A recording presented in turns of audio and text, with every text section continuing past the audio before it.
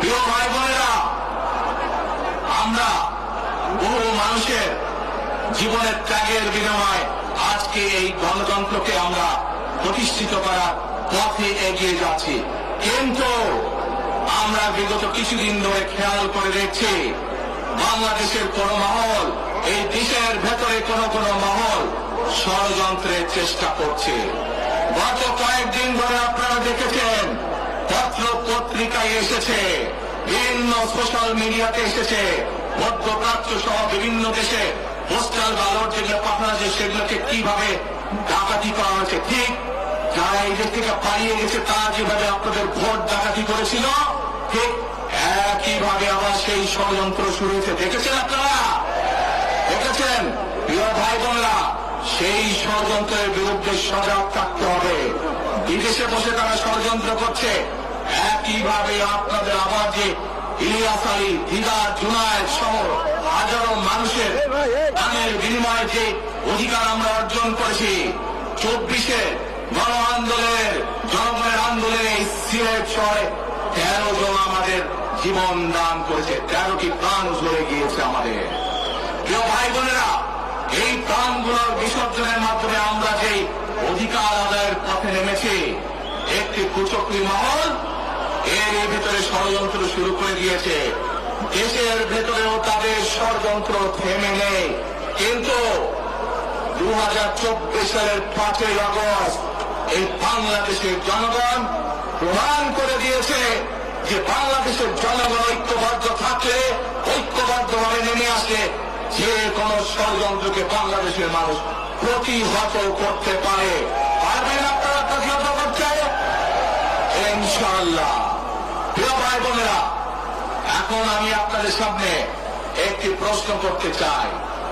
এইখান থেকে আমার সামনে যারা বসে আছেন, এর মধ্যে থেকে মুরব্বী যারা বসে আছেন, ওমরা বা হজ করতে গিয়েছেন, এরকম একজন হাত তুলেন, ওমরা বা হজ করে আসছেন, একজন মুরব্বী মানুষ, ওই যে লাল টুপি পরে নিয়ে আসো তোমাকে। আপনি আসেন দেখি সামনে, সামনে আসেন, আমার কাছে আসেন।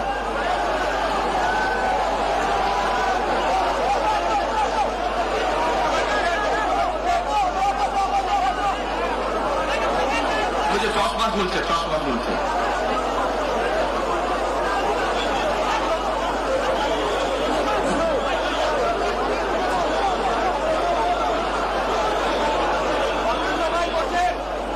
আপনারা বসেন, উনি এখনই মঞ্চে উঠবে, আপনারা সবাই দেখতে পারবেন কে মানুষটা।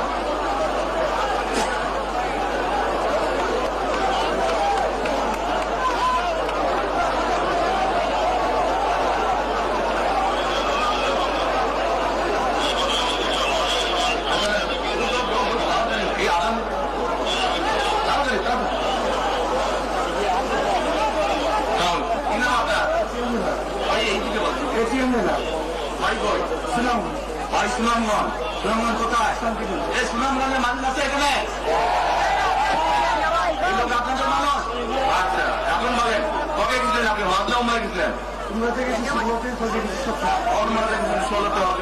এখন আমাকে বলেন, আপনি তো উমরা হজ করে এসেছেন, আপনি কাবা শরীফে গেছেন? কাবা শরীফের মালিককে জোরে বলেন। আল্লাহ। কাবা শরীফের মালিককে? আল্লাহ। আল্লাহ। আমরা মুসলমান সবাই এই দিন দুনিয়ার আমরা যে পৃথিবী দেখি, পৃথিবীর মালিককে? আল্লাহ। এই সূর্য নক্ষত্র যা দেখি তার মালিককে? আল্লাহ। বেহেশতের মালিককে? আল্লাহ।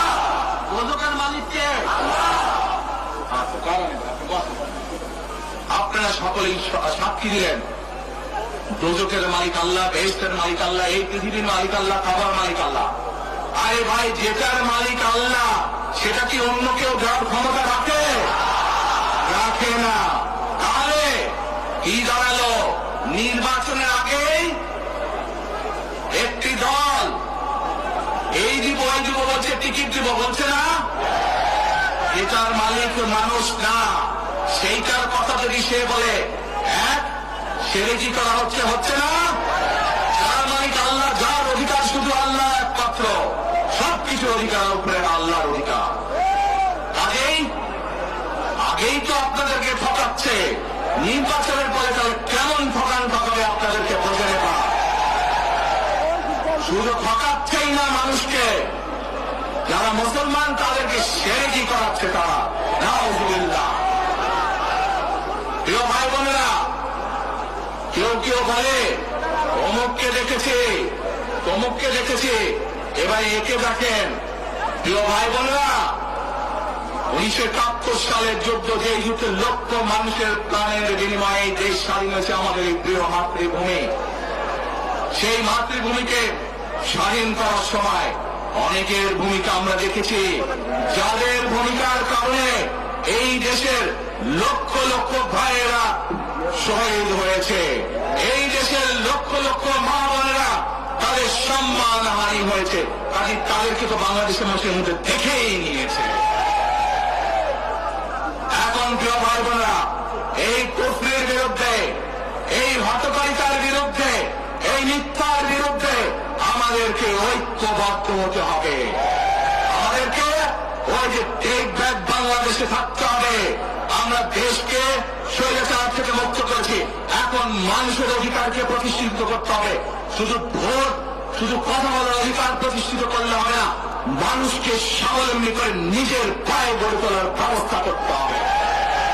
প্রত্যেকটি মানুষ, বাংলাদেশের মানুষ যাতে ঠিকভাবে ভালোভাবে খেয়ে পরে বেঁচে থাকতে পারে, প্রত্যেকটি মানুষ যাতে নিরাপদে রাস্তায় চলতে পারে, সেই ব্যবস্থা করতে হবে।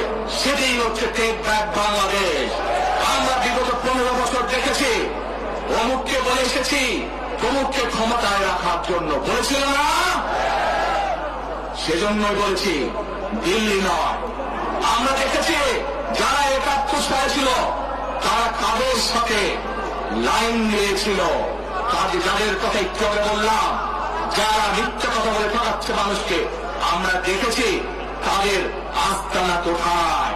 সেজন্যই বলেছি, যেমন দিল্লি নয় তেমন পেন্ডি নয়, নয় অন্য কোন দেশ, সবার আগে বাংলাদেশ। এবং যেহেতু আমরা বিশ্বাস করি দেশের মানুষই হচ্ছে আমাদের রাজনৈতিক সকল ক্ষমতার উৎস, সেজন্যই আমরা দেশের মানুষের ভাগ্য উন্নয়নে বিশ্বাস করি।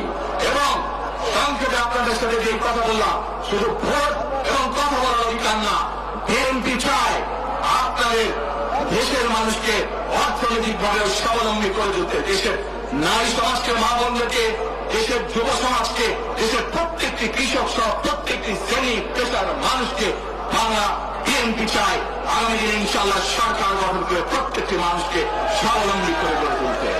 প্রিয় ভাই বোনেরা, সেজন্যই আমরা আরেকটি কথা বলি, আমরা দেখেছি কিভাবে শহীদ জিয়ার সময়, দেশে খালেদা জিয়ার সময় দেশকে আমরা এগিয়ে নিয়ে গেছিলাম। দেশে কলকারখানা তৈরি হয়েছিল, মানুষের কর্মসংস্থান হয়েছিল, দেশের মানুষ বিদেশে গিয়েছিল। সেজন্যই আমরা বলতে চাই, করব কাজ, করব দেশ, সবার আগে বাংলাদেশ। করব কাজ, করব দেশ, সবার আগে বাংলাদেশ। শেষে আবারও আপনাদের কাছ থেকে আগামী 15-12 তারিখে ধানের পক্ষে ভোট চেয়ে একটি কথা বলতে চাই, ইনশাআল্লাহ আগামী দিনে বিএনপি সরকার গঠিত হলে আমরা নবী করিম সাল্লাল্লাহু আলাইহি ওয়াসাল্লামের ন্যায় পরায়ণতার ভিত্তিতে ইনশাআল্লাহ দেশকে পরিচালনা করব। আল্লাহ হাফেজ, বাংলাদেশ জিন্দাবাদ।